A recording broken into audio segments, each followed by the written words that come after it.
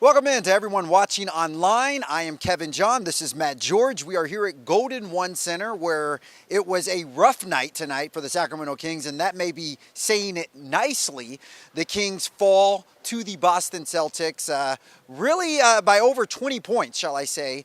And, really this was a close game in the first half, but in the second half, the Celtics used that two-headed monster, shall I say, of Jaylen Brown and Jason Tatum to kind of put this game away. But my overall initial thoughts of this game, Matt, when you look at heavy Eastern Conference contenders, Bucks, Celtics, Sixers, Kings are 0-6 against all of those other teams. So my only takeaway from this, if the Kings really want to make a deep run in the playoffs, they got to learn how to beat really good teams. Well, the reality is they're not going to face these teams unless it's for it all in the NBA Finals. So, and I think it's clear, if nothing else, in these games against these teams, that Sacramento's just not on that tier yet. And I think what we saw in the second half of this game is the Boston Celtics have that championship gear that they're able to go to that Sacramento hasn't quite developed yet. And, I mean, you talked about Jason Tatum and Jaylen Brown and how good they were offensively, but where the Celtics won this game is on the defensive end. The Kings have played the Celtics 2 times this season. The Kings average 121 points per game. That's the best in the NBA. Against the Celtics this season, they scored 104 points, and tonight 109 points. So Celtics defensively are obviously doing something to get under the Sacramento's skin.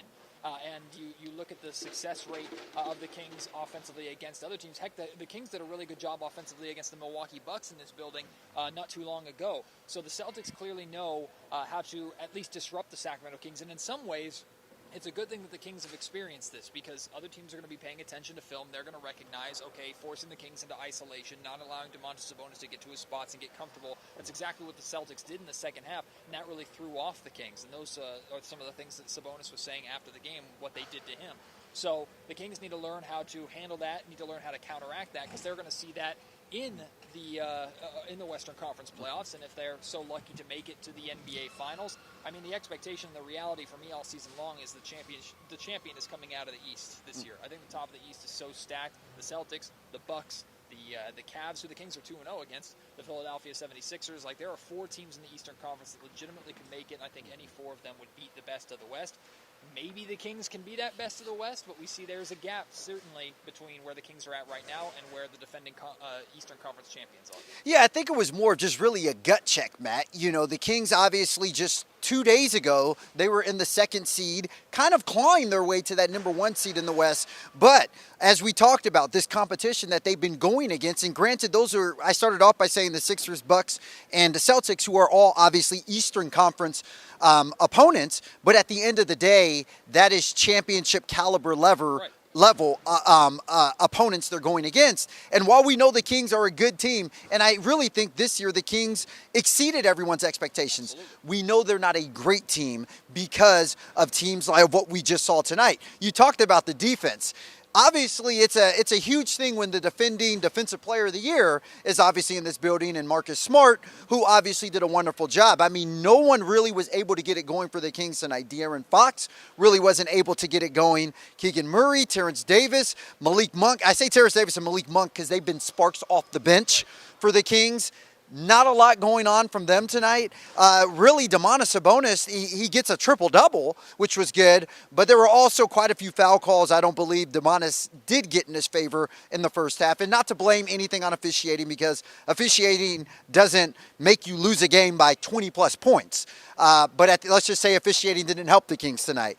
Also, with that being said, one of the things I liked about that Mike Brown said in the presser afterward was just like, you know, we got beat by all ends, by everything. He even said by coaching, he was out-coached by the Boston Celtics. So to hear Mike Brown take that accountability, not just for the team, but for him, is just another reason why I think he's a strong candidate for Coach of the Year. No, he's absolutely the front runner for Coach of the Year, but that's been Mike's MO the entire season. Yeah. He takes accountability for himself, he puts accountability on the shoulders of his players, and the best part is the players respond to that.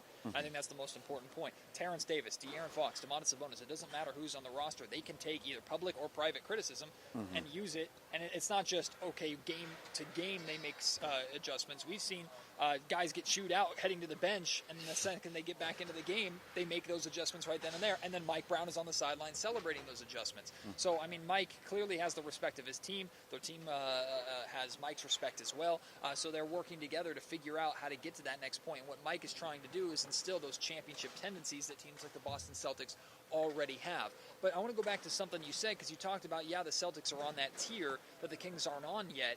Look what the Celtics had to go through to get to that spot. They had to lose in the Eastern or the NBA Finals. Like, they had to make a tough road. So a lot of these teams have been through that adversity, been through those tough Battle losses. tested. Yeah, they're battle tested, and the Celtics still haven't won anything yet. They've gotten super close. The Eastern Conference champions is no joke, but they haven't gotten that ring yet. So to say, they're on a different tier than the Kings, they're supposed to be.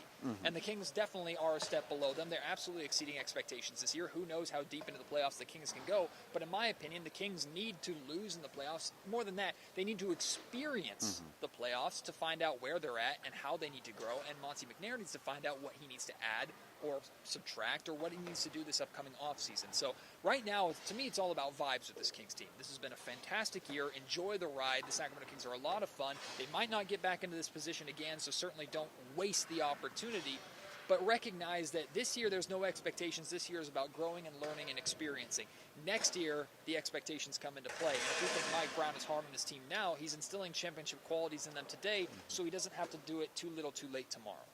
And real quick, let's look ahead. We were just talking about the finals. The Kings welcoming a team this Friday night who is the Western Conference champions just 2 years ago, who made it to the finals. They fell to the Milwaukee Bucks, but they welcoming a team in the Phoenix Suns on Friday night. A team, Matt, in the Western Conference who is also trying to make that push as far as getting a better seed as well. I think the last I checked, they're fourth or fifth. Seed, yep. Yeah, fourth seed. So you welcome, and that's without Kevin Durant, mind you. So, they welcome in a team like the Phoenix Suns on Friday, another team who is battle-tested, who's been to the finals, lost in the finals. What are you expecting to see from this game Friday night? Well, to me, Kevin Durant doesn't matter. And I don't mean that in any kind of negative way towards Kevin Durant, because we know Kevin on that team, he can plug in right away and instantly score 30 points and help elevate that team. Let me put it this way.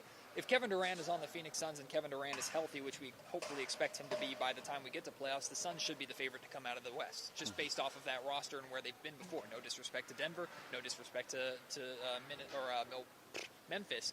That's just how good the Phoenix Suns are with Kevin in addition to that roster. But why I say he doesn't matter for the Kings on Friday night, because the Kings are 1-2 against the Suns already this season, and all three times they've played without Kevin Durant.